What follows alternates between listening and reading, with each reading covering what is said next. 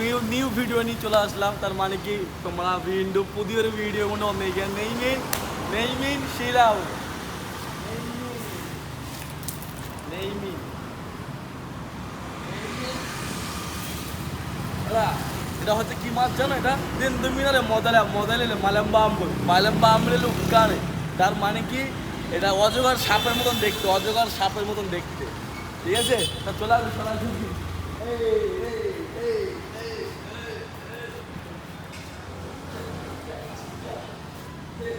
কি জিনিস দেখতে, একদম অজগর সাপ। আর একটা গোপ্রো সাপ অজগর সাপ।